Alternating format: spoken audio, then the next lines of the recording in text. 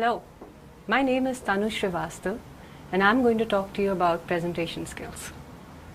Presentation skills. And why am I the most qualified to talk to you about presentation skills? I have 3 horror stories which I want to share with you. The first one started when I was in class 10 in school. It was an extempore. I still remember the topic. It was about Roop Kanwar. She had committed suicide, or she had committed sati, and we had to talk about it. I remember saying about 3 to 4 lines, and there were people sitting, the students sitting in the audience just about 5 feet away from me, and they could not hear a word. Later on, the feedback I got was she crying? And that was one terrifying episode of my life. The next episode, and this took care of the next 10 years because I did not come back to speak after that. 10 years later, I did my company secretaryship and I went ahead and started working with a company. And I had to present in front of the board of directors. So fresh from the course, and there I was presenting. In those days, we used to have an OHP, and I remember that when I started to present, I put my hand forward like this. And when I turned to look back, I could see something black shaking. Horror of all moments, I realized that was my hand. Those gentlemen were very, very kind. They did not say a word and they made me feel very, very comfortable. But I still remember the feeling and the fear that I carried with me. And so that took care of me for another 5-6 years when I just did not want to come back and speak in front of people again. The next time, I went to CCJRT to give a talk on quality. It was a post-lunch session. People sitting in front of me. As it is, a post-lunch session is not supposed to be very exciting. And there was I, and when I continued to speak, say 5-10 minutes down the line, I saw 2 people already asleep. So, 3 horror stories is what I talked about, and these were mine. And 5 years ago, I decided to take the plunge and get into training. And this is what I teach, presentation skills. And why did I decide that? One poster on Facebook which said life begins at the end of your comfort zone. My comfort zone was right here. I did not want to speak in front of anyone ever again. And there was I training and then training others to speak in front of it. So this is what I would like to share with you. Just get out there, get over your fears, and let's start on this. In the next half an hour or so, we will talk about how to deal with our fears, how to develop certain skills and techniques so that we can present effectively and we start liking what we present. Research shows people would rather die than stand and present in front of an audience. What happens then? Our hands start sweating and we forget what we have to speak. We start stammering. But we do realize that this is a skill that we need.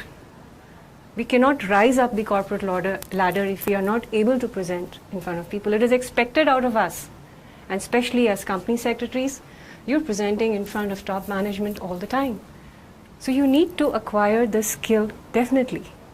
And the good part is that even for the most fabulous speakers, this is not a skill which they are born with. Very few of them would be born with it. For most of us, it's an acquired skill. We can be coached for it, and we learn how to do it, and we watch ourselves on video, and we learn from this experience. So what we are going to talk about in the next half an hour or so would be covering basically how to handle delivery, how to create a compelling content, and to remember it, and also how to manage questions. Starting with delivery and how to deliver our talk. Roger Ailes in his book, You Are the Message, says one really telling line. He says that it takes 7 seconds to cast the first impression. We need those 7 seconds. And in those 7 seconds, we can create an impression of credibility, of trust, and for professionalism. And if we mess up in those first 7 seconds, then it is almost impossible to redeem ourselves. So let's be careful and let's pay attention to all the details that we need to focus on so that we do not make any mistakes. To start with, what is the first thing that we need to focus on when we are speaking? What happens? When we are speaking, our message consists of three things: verbal, vocal, and visual. Verbal, these are the words that we speak. Visual, that consists of how we look and how we are presenting. And vocal is the tone that we are using to convince our audience. Now, there has been a research by Dr. Albert Mehrabian in 1980. In his book, Silent Messages, he says that in case of any inconsistency in our talk, at least 55% weightage is given to physiology. What does that mean? So if I'm standing here and talking to you and I say something which is not in alignment with the way I am acting in front of you or the way I'm coming across to you, you are going to pay more weightage to the way I am coming across or the way I'm looking at you. So 55% weightage is going to be given to physiology, 38% to the voice that I'm using, and only 7% weightage is going to be given to the actual words that we use. Can you imagine that? The most important part of your message is the words, and that itself is not going to be given as much weightage. So we have to be very careful to ensure that verbal, visual, and vocal, all three are in alignment. Now, what are the signs of a good presenter? If you think back and see and think of people who you think are good presenters, we usually find them to be very enthusiastic about their topic. They have great eye contact. They have great presence. They are able to talk to us with confidence. They can move and they use gestures when they are speaking. So if you look at all of these things, what comes across? Most of these factors are non-verbal. And the second thing which comes across is they come across as if they are chatting to us. That is what we want. And what happens actually? Have you seen yourself out when you are talking with your friends? Or you're in the corridor talking to your colleagues?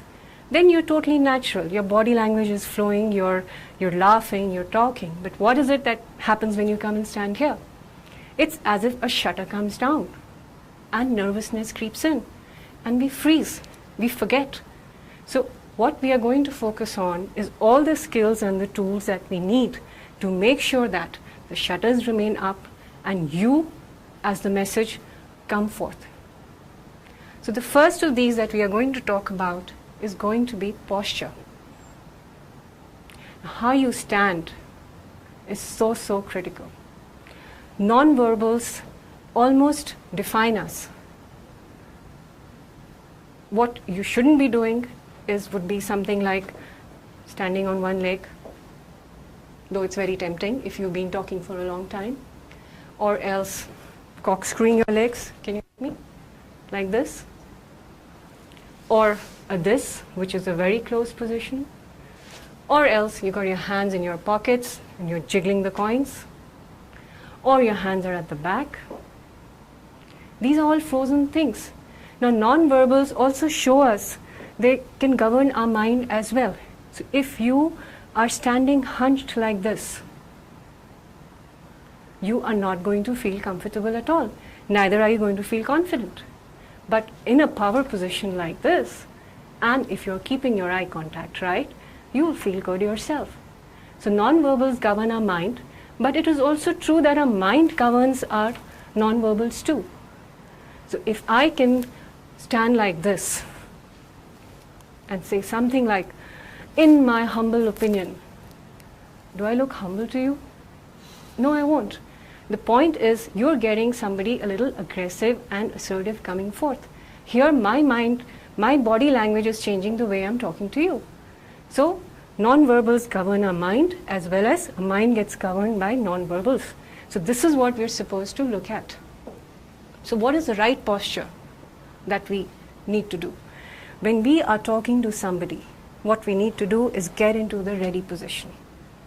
Ready position is feet slightly apart, okay, in line with your body. Keep your hands comfortable to the side, shoulders at the back, your chest out, and be comfortable. Keep your hands around, keep them free for gestures. We don't want to do this fig leaf, we don't want to do the school principal position, we just want to be totally comfortable. That takes care of your posture. What's the other thing that we can look around? Movement. Why do you move? You've been watching me moving from here and there when I'm stating a point. You move to show some conviction, some enthusiasm.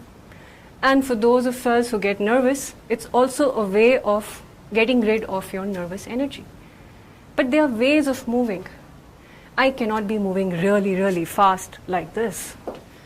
My audience is going to be ping pong the entire time.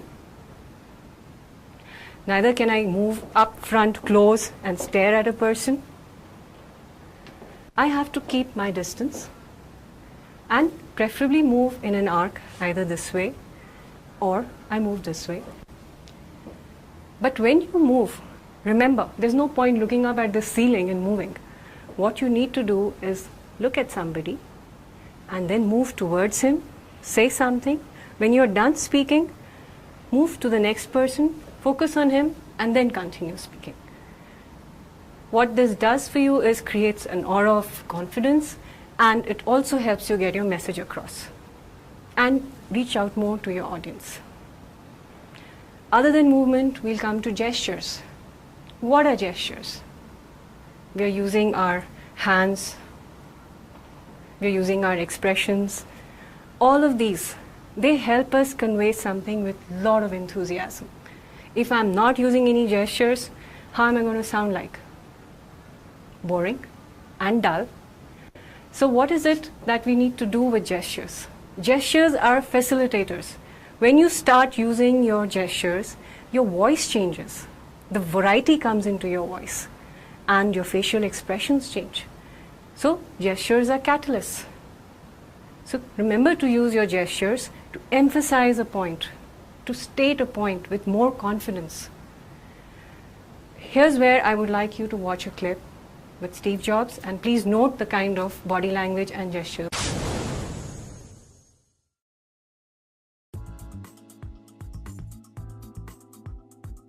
Well, with Steve Jobs, you need to have obviously a great story, a great narrative, good content, but also style. There are a number of things that Steve Jobs does in terms of the way he effectively delivers a presentation.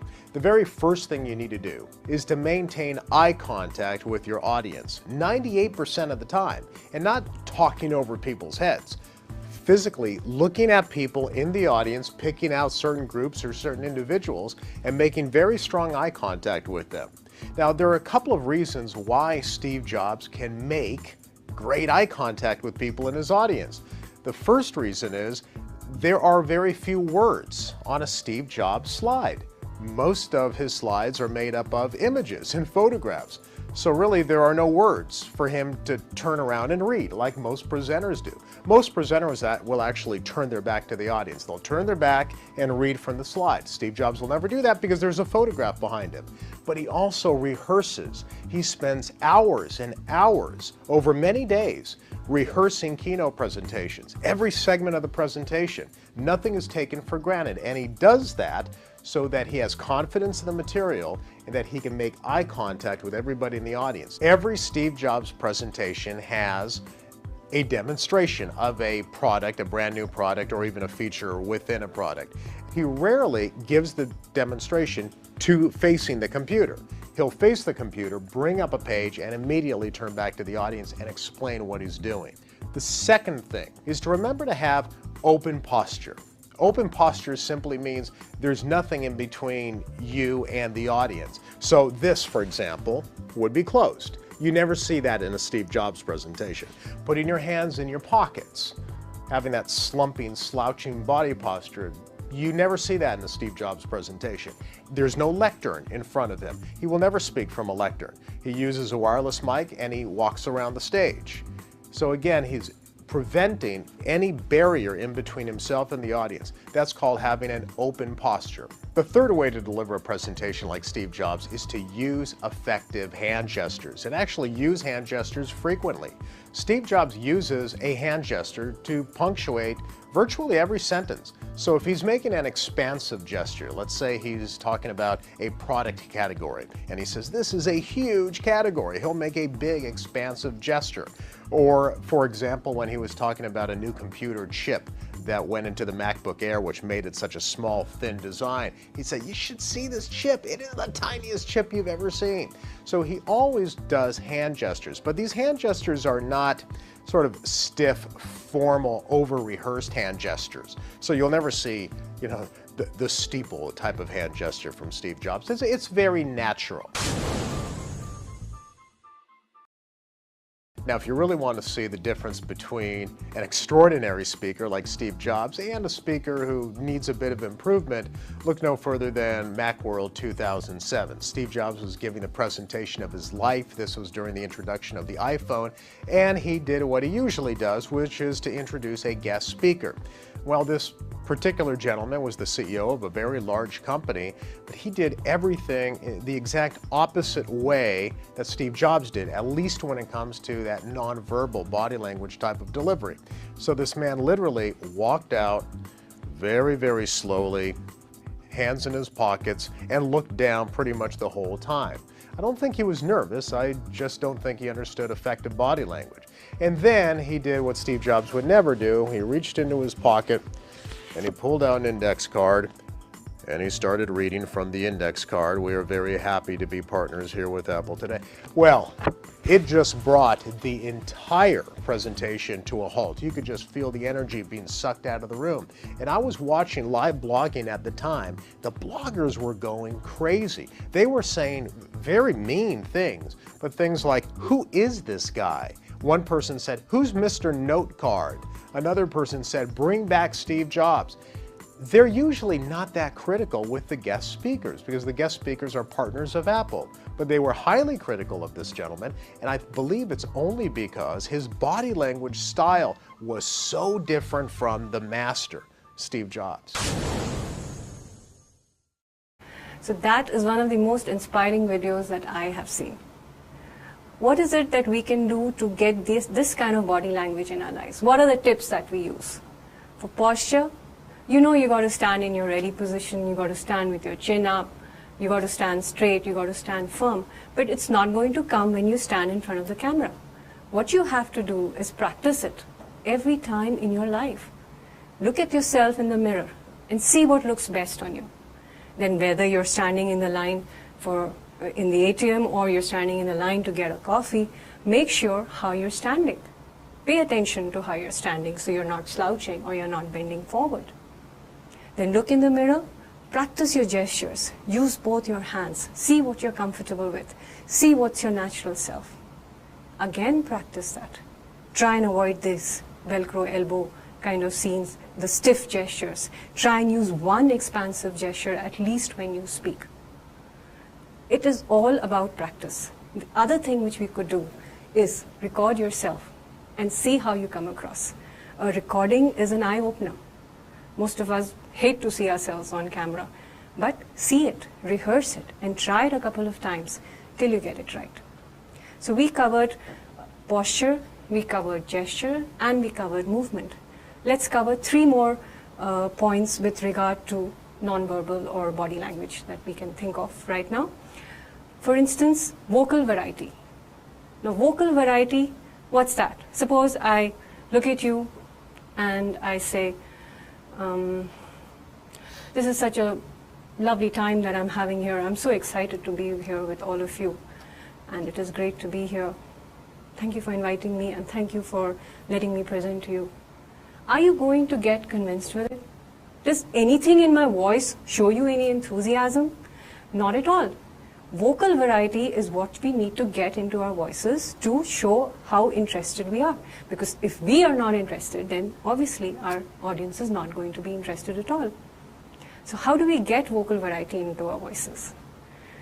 Now, this one you can do every day. Record your voice on your phones and listen to yourself. Leave a message for yourself on the phone. See how you sound. See if it has the ups and downs, the pitch that you're looking for. Ask your friends. And the most important thing that you can do is start reading children's stories. Read them with a lot of, the wow in your voice and with your gestures, so that you get used to sounding like that. So by the time you come and face an audience, this is no longer a problem for you. The other thing which I would like to talk about, other than vocal variety, is the importance of eye contact. This is probably the most critical of the delivery elements. What does it do? It helps you stay in tune with your audience. You get a sense of where they are. How much of an eye contact bet? 3 to 6 seconds? But it's not that you're going to look at each and every person. What you're going to do is sweep the room. Think of yourself as a lighthouse. You're going to sweep and you're going to sweep back.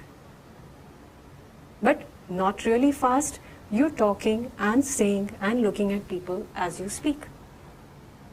What does this do? It makes sure that you know that your audience is with you.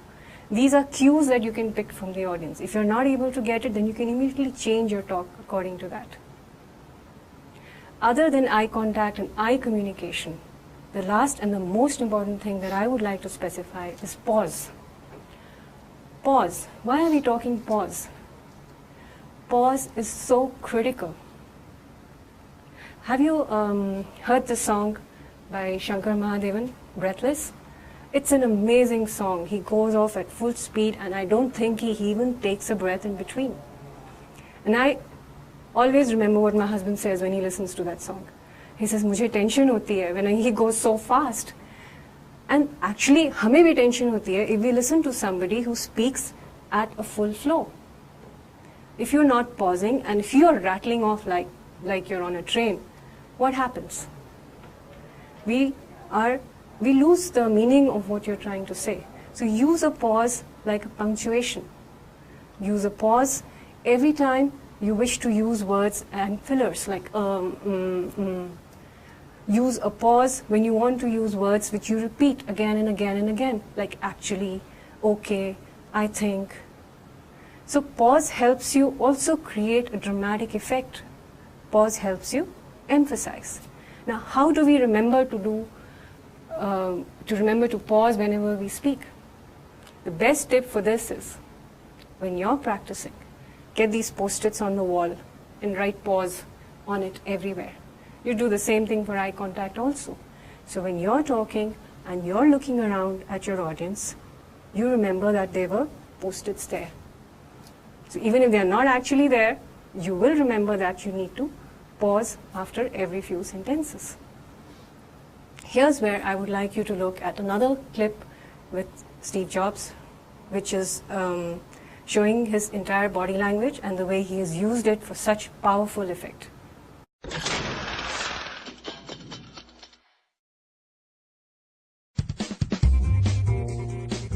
Anyone who has watched a Steve Jobs keynote will tell you he is one of the most extraordinary speakers in corporate America. Who does the best job of that in the world? While most presenters simply convey information, Jobs inspires. I'm Carmine Gallo, and today I'll walk you through several key techniques that Steve Jobs uses to electrify his audience. They're elements you can adopt in your very next presentation. Welcome to Macworld 2008. We've got some great stuff for you. There's clearly something in the air today.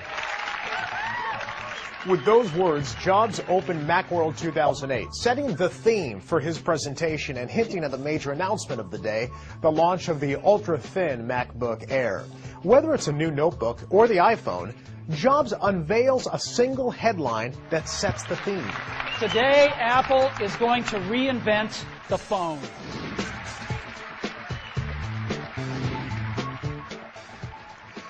Once you identify a theme, make sure it's clear and consistent throughout the presentation. Think of a staff meeting as a presentation. So let's say you're a sales manager introducing a new software tool to help your team generate, track, and share sales leads. You might kick off your meeting this way. Good morning. Thanks for coming. I know you'll be really excited about this. Today we make it easier for you to make your quota. That's the headline. Easier to make quota.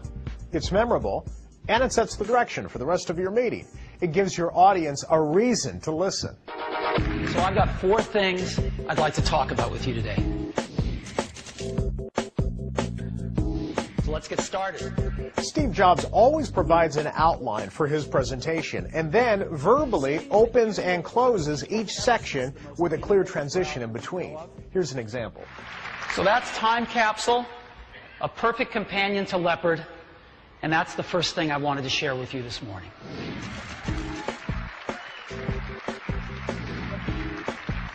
The point is, make it easy for your listeners to follow your story. Your outline will serve as guideposts along the way.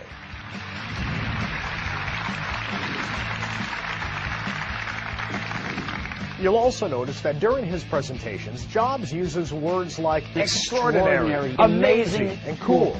He is passionate, enthusiastic, and it shows. Incredible, unbelievable, amazing, awesome, extraordinary year for Apple. You know, your audience wants to be wowed, not put to sleep. Too many people fall into this presentation mode. It's stiff, it's formal, it lacks pizzazz. We, your listeners, are giving you permission to have fun and to be excited about your company, your product, or your service. If you're not passionate about it, we're not going to be.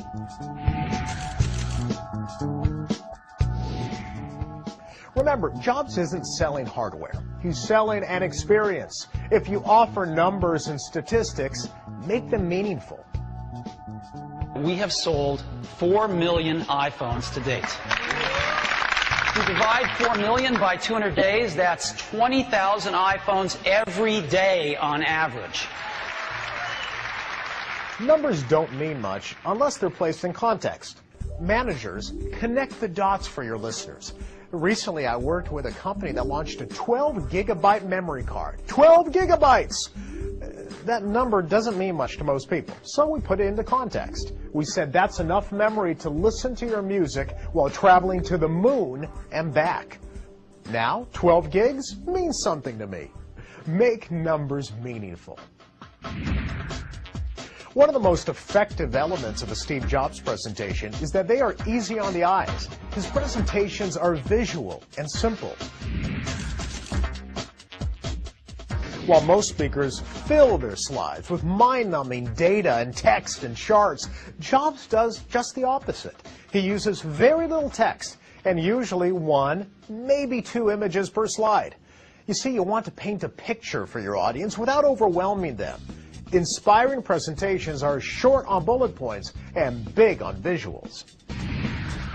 If you really want your presentation to pop, treat it like a show with ebbs and flows, themes, and transitions. Jobs includes video clips, demonstrations, and guests. He also has a knack for dramatic flair, and it's very effective. For example, when introducing the MacBook Air, Jobs drew cheers by opening a manila interoffice envelope and holding the laptop out for everyone to see. This is the new MacBook Air, and you can get a feel for how thin it is. What is the one memorable moment of your presentation? Identify it ahead of time, then build up to it. With a little help from our friends, everything will work today. And finally, rehearse, rehearse, and rehearse some more. Let me show you how easy that is now. Steve Jobs makes it look easy because he spends hours rehearsing. He cannot pull off an intricate presentation with video clips and demonstrations and outside speakers without practice. The result, a presentation that is perfectly synchronized and looks, yes, effortless. Now, the average business person does not have the resources to create a Steve Jobs extravaganza, but you do have time to rehearse. The greatest presenters do it, and so should you. Oh, and one more thing. At the end of most presentations, Jobs adds to the drama by saying, and one more thing. One last thing. He then adds a new product or a feature, sometimes just introduces a band. This not only heightens the excitement, it also leaves your audience feeling they've been given an added bonus. The point is, Steve Jobs approaches each presentation as an event, a production with a strong opening, product demonstrations in the middle, and a strong conclusion. And yes, even an encore, that one more thing. I wish you a dazzling presentation. For more information, go to bnet.com.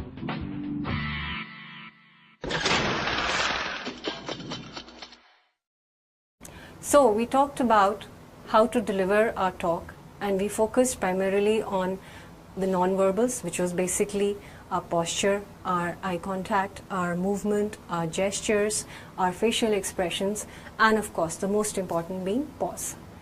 And I would like to reiterate again that every time you have to present, please make sure that you record yourselves and watch yourselves so that you know where you are required to get in the improvement. It's better that you at least record yourselves thrice and get in and incorporate the improvements each time. Now let's come to compelling content. How do we create compelling content and manage to remember it? There's a saying, there's this statement by Dale Carnegie which says that a talk is like a voyage. It has to be planned and chartered. If somebody starts from nowhere, then that is where he's going to end up, nowhere. So what are the tricks that we can use to make sure that our content is outstanding and also that we are able to remember it? The first trick which I would like to talk about is using trigger words. Now what are trigger words? See, speaking is an art. Every time when you speak, you will tend to use a different language and you will tend to say the same thing in a different way. So what do you do? How do you remember what you've written? Use certain trigger words. For example, use certain symbols. If you're talking about revenue, you can use a rupee symbol. So you know that here's when I'm going to talk about revenues. So your symbols are your own. The second thing which I want you to think about and really use is the rule of 3. This is an incredible rule. If you think about it, our PIN is in 3 numbers. We remember things easily when they are given to us in terms of 3. For example, Veni Vidi Vici. For instance, a government by the country, by the people, of the people, for the people. Rules of 3 always work for us. So remember that whenever you have to present something, talk it in terms of 3. The last thing which I would like to talk about when you have to present is form a mental picture of your entire presentation. What is your introduction? What are the 3 topics that you're going to focus about? And your conclusion. Now let's actually get down to the point of creating compelling content. How do we go about it? First and foremost, when you get a topic, the first thing that you think is your point of view about it. Now what's your point of view? Your point of view is actually the gut feel that you have about a certain topic. It's your opinion. It's straight from the heart. Next, when you are planning your talk, think who is your audience. What you need to understand is your audience DNA. What are their needs?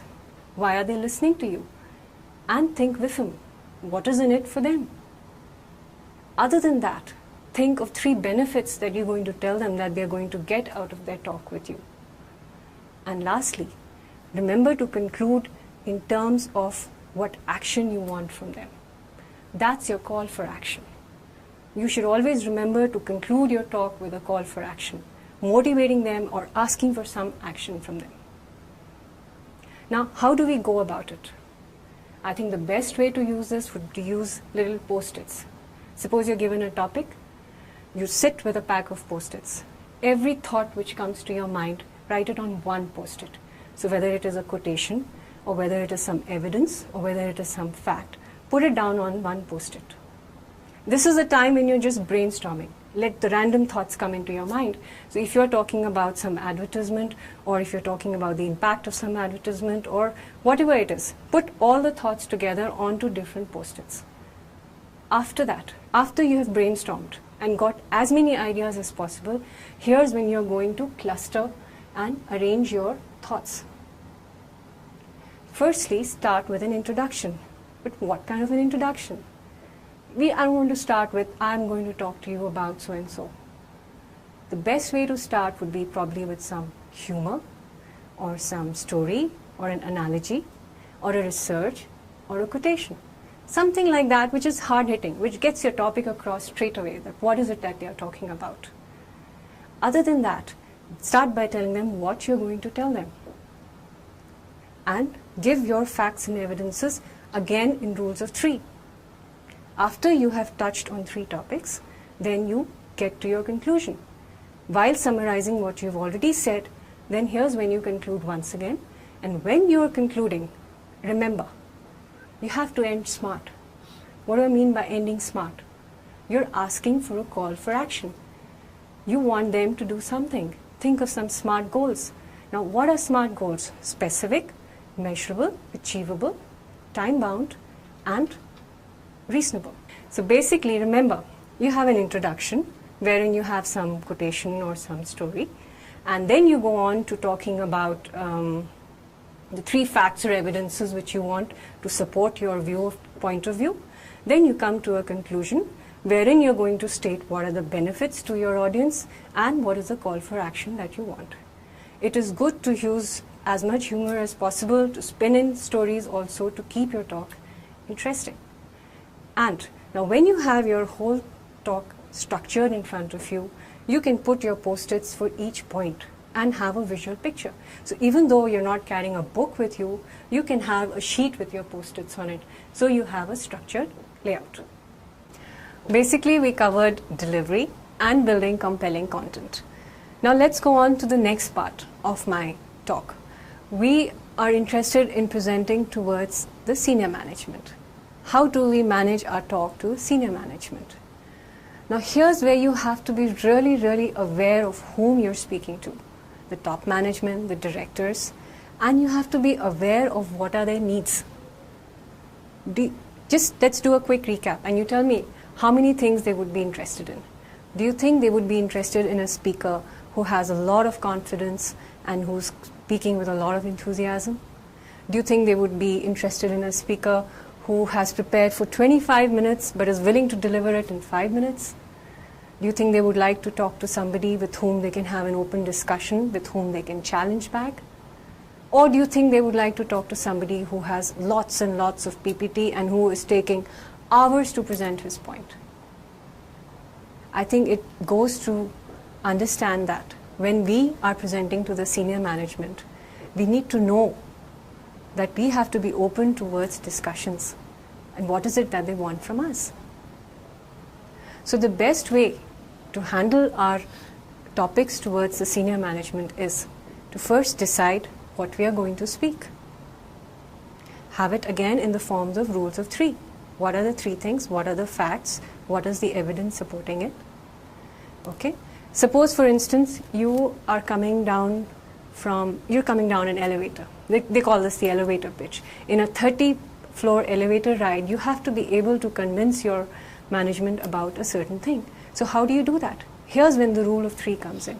You talk of 3 things. You state your proposal, you give the evidence, and you state the kind of action you want from him. This is one thing which I suggest. You use it in your voicemails, you use it in your emails, use it everywhere. You cannot go wrong. So when we are speaking to our senior management, what we need to do is put across our point of view first to them, then state the action that we want from them, or state the action which is required, and complete with the evidence supporting our facts. So this is what is required when you are presenting to a senior management. Now what happens? You have to pay attention to the critical information that we have to give to them. Anything which can cause a delay in the project, anything which has financial implications, anything which needs them to step in at a certain time. This is information which has to be shared soon. And bad news better be shared sooner than later. So how is it that you sequence your delivery when you are presenting to senior management? You start by stating the important points. You support it by the evidence that you have to give. Be open for any discussions which come up in between. And when you are summarizing, be ready to summarize your points as well as their points together and conclude with the call for action which is required. It's as simple as that. But in real life, it doesn't turn out to be so simple. When you're presenting to senior management, very often there will arise situations where somebody just walks in late. Then, for instance, you have two senior executives just talking amongst themselves. Or you have somebody who walks in late and looking at his watch all the time and he just wants to walk out. How do you deal with these kind of situations? Here's when you probably might want to find an ally of yours in the audience, maybe your senior boss or somebody who can help you out here. Or else you can ignore certain bad behavior because they are top management. You cannot police top management. So you can ignore certain things and continue. So here's where you will have to take a call. There will be times when you're interrupted, you lose track of what you're saying. Be prepared for that. Take a deep breath and continue once again. So that is what essentially that we covered about in this talk. We talked about giving talks, and we spoke about delivery, we spoke about creating content, and we spoke about handling and presenting towards senior management. Now there is one story that I would like to share with you. As you record yourself and you watch yourself, you're going to find certain things which you like about yourself and certain things which you don't like about yourselves. Now, when I was training, this story was told to me by my teacher. This is about a Japanese boy, and he did not have his right hand. He wanted to learn Taekwondo, and he wanted to win some championship. So he went to his teacher, sensei as they are called in Japan, and asked him to teach him. And he said, I don't have my right arm. So the teacher said, it's okay. And the teacher kept teaching him only one thing, which was a right kick. So the teacher taught him the right kick. And for 3 months told him, you go back home and just practice that, the right kick. So this boy went home, and after 3 months he was back. He said, teach me another step.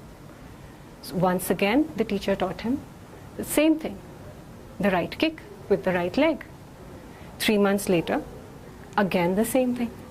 After a year, the teacher told him that now you're ready to go and participate in the championship. So this guy goes there.